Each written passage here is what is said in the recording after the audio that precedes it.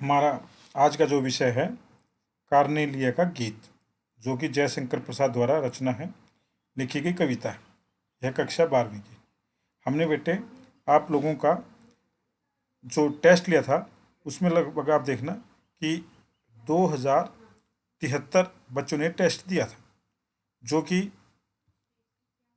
जो एवरेज आई आपके परसेंट ठीक करने की वो लगभग 10 से 11 के बीच में। इसमें जो हम आपसे परसेंट पूछे गए हैं 15% आपसे पूछेंगे और आपने लगभग 11 के इसके उत्तर ठीक दिए हैं, जो कि बहुत ही कम मात्रा है। आपके 15 में से 15 ठीक होने चाहिए। अगर आप इस वीडियो को ध्यान से अब देखेंगे तो सारे प्रश्न आपके ठीक हो जाएंगे इस विषय के।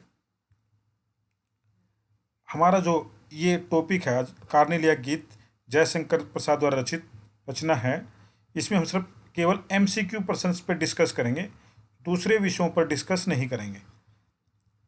तो चलो चलते हैं कि पहले प्रश्न की तरफ कि कार्नेलिया गीत प्रसाद जी की किस नाटक का अंश है। प्रसाद जी का एक ने नाटक जो लिखे उसमें ये नाटक हैं ध्रुव स्वामिनी, चंद्रगुप्त, अजातशत्रु और स्कंदगुप्त। ये उस नाटक का अंश है, तो आपको इसका उत्तर देना है। तो इसमें आप देखेंगे जो इसका राइट आंसर है वो ख पार्ट है, अर्थात ये चंद्रगुप्त का अंश है।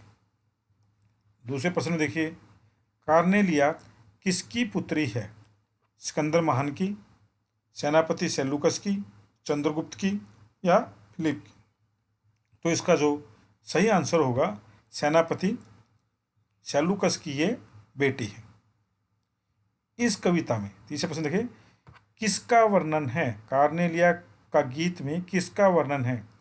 भारत के प्राकृतिक सौंदर्य का, भारत की गौरव गाथाओं का, क और ख दोनों, या इनमें से कोई नहीं? अब देखिए यहाँ पर हम लिखते वक्त तो आंसर देते वक्त गलती करते हैं। इसका जो सही आंसर आपको टिक करना है ग पार्ट क और ख दोनों, अर्थात भारत के प्राकृतिक सौंदर्य और भारत की गौरव गाथा। इसमें बच्चे क्या गलती कर रहे हैं, आज जब हमने प्री बोर्ड के एग्जाम्स में देखा, क पे भी टिक कर रहे हैं और ख पे भी टिक कर रहे हैं, अर्थात ये दोनों पार्ट उसमें हैं। लेकिन आप ग पार्ट को ध्यान से देखेंगे तो क और ख दोनों, अर्थात हमें जो टिक करना है वो ग पार्ट टिक करना है जिसमें ये आंसर दिया गया है। प्रश्न 4, बरसाती आंखों के बादल के द्वारा किसके प्रेम और करुणाओं में चरित्र का चित्रण किया गया? कार्नेलिया, सेनापति सेलूकस, सिकंदर महान या भारतवासी? तो इसका जो है ध्यान से देखेंगे, इसका उत्तर जो है घ पार्ट होगा, भारतवासी होगा। उड़ते खग किसका प्रतीक है? पक्षियों का, भारतवासियों का, चंद्रगुप्त का या परदेशियों का? तो इसमें जो है उड़ते खग जो है परदेशियों का प्रतीक है। प्रश्न 6 पे चलिए, लघु सुरधन से पंख पसारे में कौन सा अलंकार है? उपमा, उत्प्रेक्षा, विप्सा या मानवीकरण? तो इसमें आप जो इसका आंसर देंगे वो ध्यान से आपको देना है। इसमें उपमा अलंकार का वर्णन किया गया है। विभा का अर्थ है आकाश, विधाता, शोभा या इनमें से कोई नहीं? तो इसमें जो आप आंसर देंगे जो शोभा, अर्थात यहाँ पर जो इस कविता में विभा का अर्थ है वो शोभा है। प्रश्न 8 में देखिए, हेम कुंभ ले उषा सवेरे में अलंकार है? उपमा, उत्प्रेक्षा, विप्सा और मानवीकरण? तो इसमें जो आप करेंगे प्रश्न कि इसमें कौन सा अलंकार आया है? हेम कुंभ ले उषा सवेरे में मानवीकरण अलंकार का प्रयोग किया गया। अनजान क्षितिज किसका प्रतीक है? आकाश का, पशु पक्षियों का, भारतीयों का या अपरिचित लोगों का? अनजान क्षितिज जो इस कविता में है वो अपरिचित लोगों का प्रतीक है। प्रश्न 10 में देखिए, भारत में आकर किसे सहारा मिलता है? इस कविता में भारत में आकर सहारा मिलने की बात की गई है। तो इसमें जो है कै पशु पक्षियों को, अनजान लोगों को, विदेशियों को या सभी को?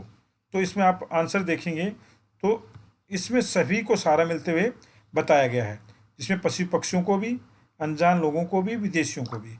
लेकिन हम क ख ग तीनों पर टिक ना करके सीधा चौथे पर टिक करेंगे, घ पार्ट पे, सभी को। जो ये पंक्तियां आगे दी गई हैं ये किस कवि की हैं? लघु सुरधुन से पंख पसारे, शीतल मलय समीर सहारे।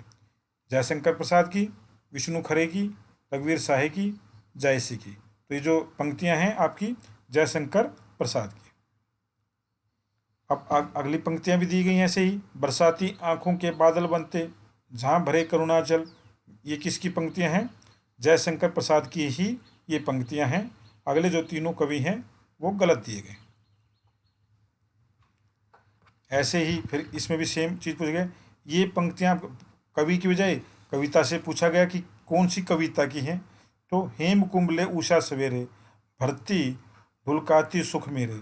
देवसेना का गीत, कार्नेलिया का गीत, या कामायनी से, या लहर से। तो इसमें आप देखेंगे तो इसका सही आंसर है कार्नेलिया का गीत है जो, उसकी ये पंक्तियाँ हैं। इसमें कन्फ्यूजन दो किया गया है क्योंकि देवसेना के गीत भी और कार्नेलिया गीत भी सेम कविता में है, इसलिए इनको कन्फ्यूज करने के लिए एक में डाला गया है ताकि आपका कन्फ्यूजन दूर हो जाए। तामरस का अर्थ, तांबा, तांबा जैसा लाल रंग, मस्ती पैदा करने वाला, या मदिरा। तो इसमें से आपको जो इसका सही आंसर है तांबे जैसा लाल रंग को आपको टिक करना है, अर्थात ख पार्ट को आपको टिक करना है। ये पर्सन जो 15वां है, लास्ट पर्सन आपका, नीड का अर्थ इसमें क्या दिखा गया है? जरूरत, घोंसला, मस्ती पैदा करने वाला, या निरस। अब इसमें आप जो आंसर लिखेंगे यहाँ पर नीड का जो अर्थ है वो घोंसले से है, जरूरत से नहीं है। कि नीड का जो इंग्लिश अर्थ है कि नीड है, जरूरत है। ये सिर्फ कंफ्यूज करने के लिए आपको दिया गया है। इसका सही पर्सन है, आंसर है ख पार्ट घोंसला। ये आपके जयशंकर प्रसाद की जो कविताएं हैं, कार्नेलिया गीत और देवसेना गीत, उसके पर्सन समाप्त होते हैं। आज से आप ध्यानपूर्वक कर लें।